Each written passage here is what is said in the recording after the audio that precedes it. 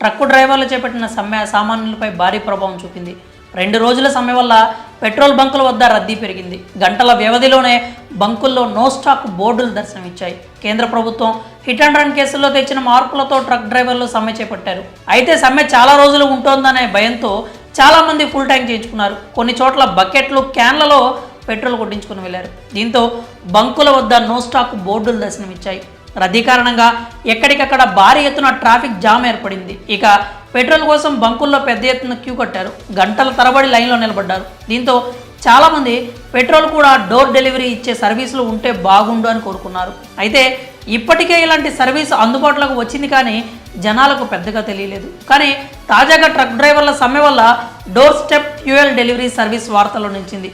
Door step fuel delivery service వల్ల petrol బంకుల్లో గంటల తరబడి నిలబడే కష్టాలు ఉండవు. అలాగే బైక్పై వెళ్తుంటే పెట్రోల్ అయిపోతే బంకుల దాకా బండిని నడిపించే పని లేదు. అలానే వాహనం అక్కడే పెట్టి పెట్రోల్ కోసం బాటిల్ పట్టుకొని బంకుకు పరిగెత్తే అవసరం కూడా లేదు.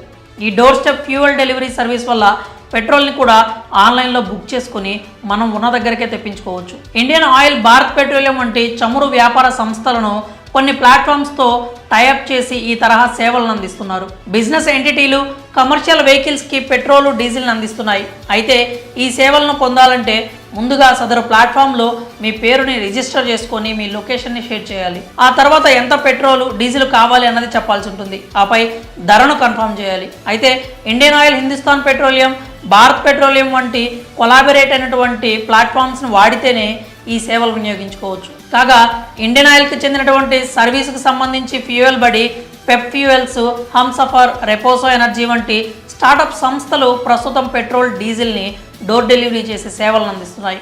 ఇక ఈ తరహా బిజినెస్లు ఢిల్లీ, ముంబై, బెంగళూరుతో పాటు ఇతర ప్రధాన నగరాల్లోనే అందుబాటులో ఉన్నాయి. త్వరలోనే వీటిని దేశవ్యాప్తంగా విస్తరించాలని పలు సంస్థలు ప్లాన్ చేస్తున్నాయి.